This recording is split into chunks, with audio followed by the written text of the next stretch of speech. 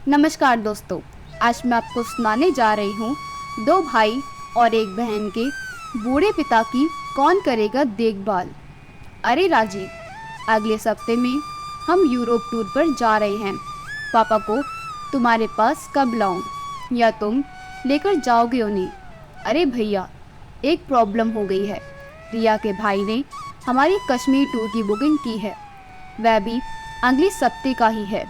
उस वजह से सॉरी, मैं पापा को लेने नहीं आऊँगा। राजीव के ऐसे बोलने से सुमित का सिर गुस्से से घूम गया।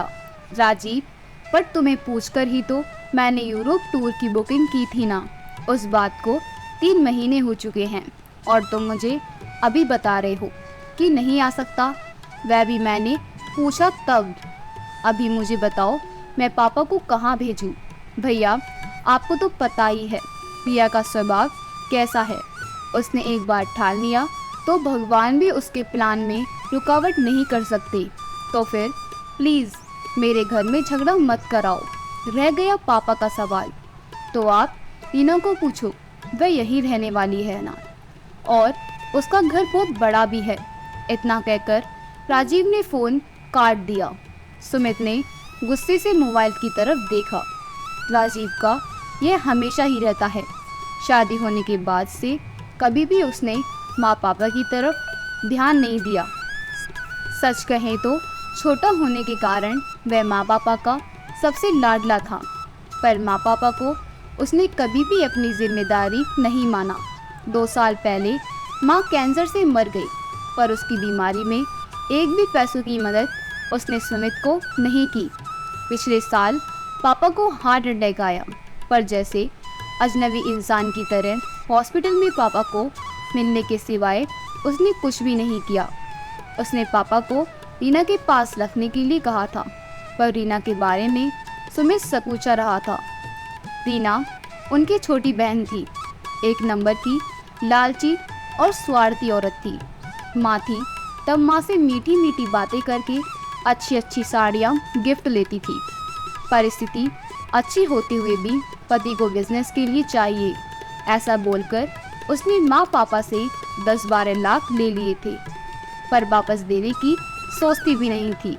रिश्ते बिगड़े नहीं, इसलिए सुमित भी कभी बोला नहीं, पर उसकी पत्नी रजनी यह सब देख रही थी।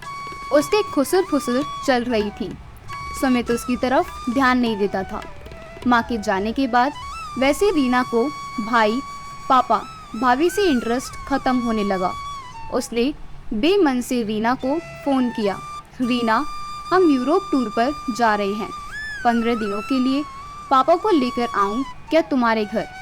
अरे भैया, मेरे पास मेरी ननद आ रही है डिलीवरी के लिए। मुझे बताओ, मैं उस पर ध्यान दूँ कि पापा पर?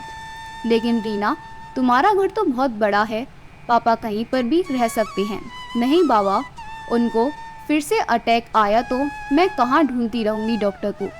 इससे अच्छा है तुम एक काम करो, उनको 15 दिनों के लिए वृद्धा आश्रम में भेज दो, कोई दिक्कत नहीं होगी फिर।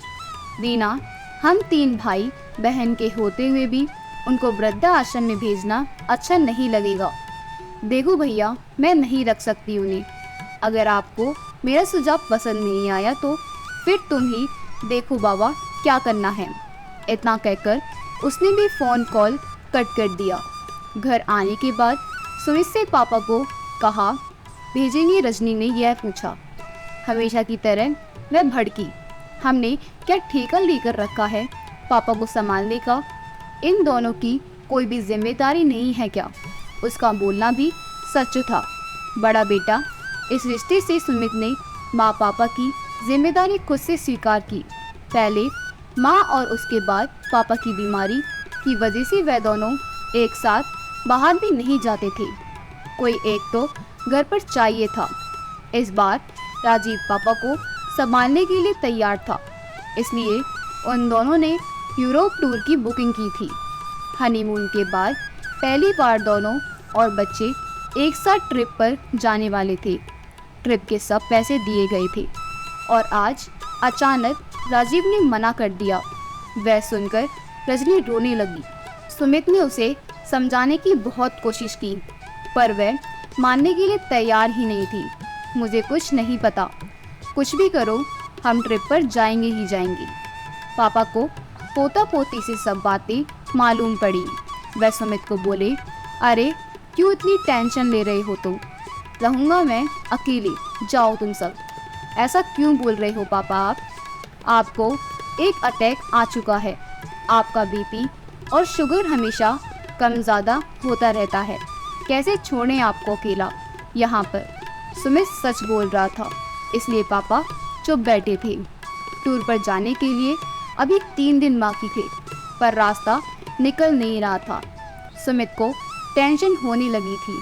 उसने सभी विकल्प सामने रख कर देखा। अंत में खुद की टूर कैंसिल करके रजनी और बच्चों को टूर को भेज देना ही उसे सही विकल्प लगा।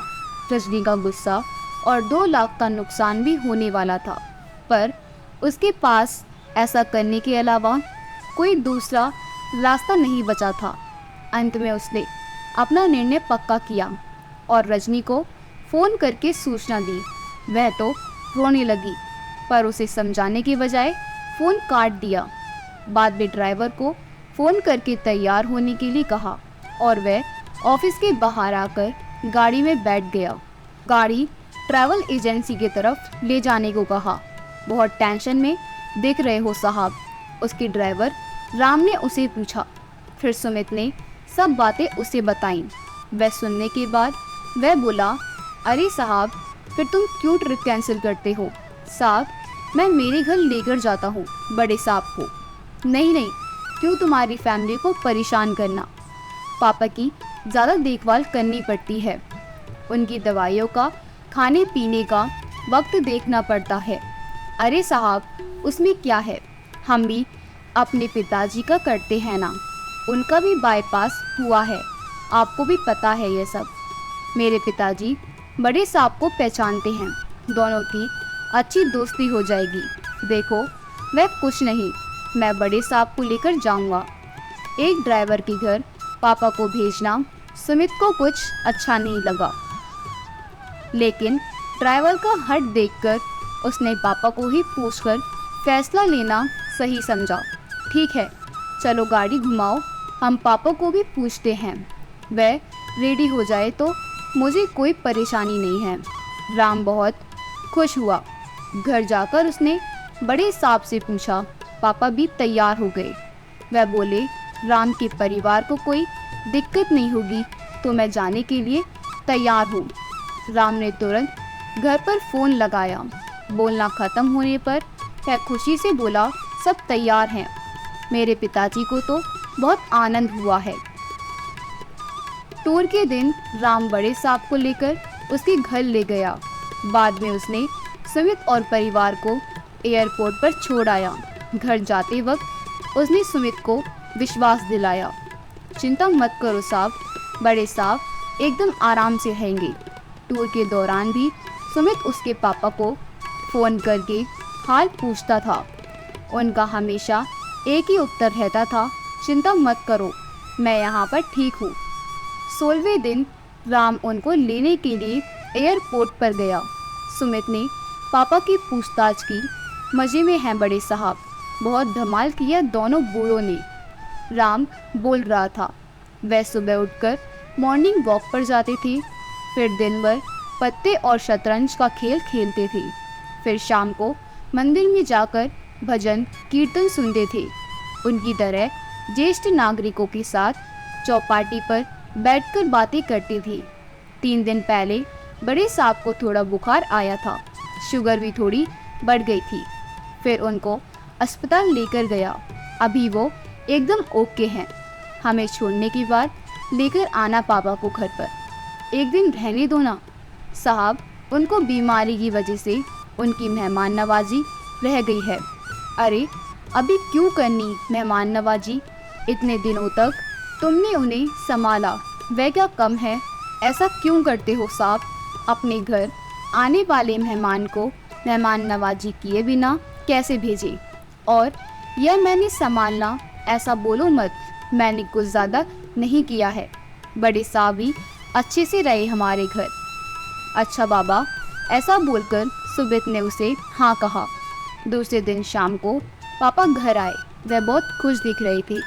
उनके हाथों में एक थैली थी, पैंट शर्ट का कपड़ा, टॉवल, टोपी थी। वह देखकर सुमित बोला, अरे इसकी क्या ज़रूरत थी राम? नहीं कैसे साहब, बड़े साहब को ऐसे ही बेच देता मैं। उतने में रजनी ने सुमित को अंदर बुलाया और कहा, सुनो जी, उसका एहसान मत रखो, 5-10 हज़ार उसे दे दो। सुमित को वो सही लगा। राम के घर जाकर उसने 20 हज़ार उसके हाथों में दिए। राम ने उसकी तरफ आश्चर्य से देखा और फिर वह 20 हज़ार उसके जेब में रख दिए और बोला, ये क्या है साहब? अरे पिता को संभालने का कोई पैसा लेता है क्या भला? और हाँ, आगे भी कभी ऐसा समय आया तो बड़े साहब को बिंदास मेरे पास भेजना। सुमित का मन भर आया। उसने राम को गले लगा लिया। 3-4 दिनों बाद राजीव और रीना का फ़ोन आया। टूर कैंसिल किया था या फिर पापा को वृद्धाश्रम में रखा था, ऐसा पूछ रहे थे दोनों।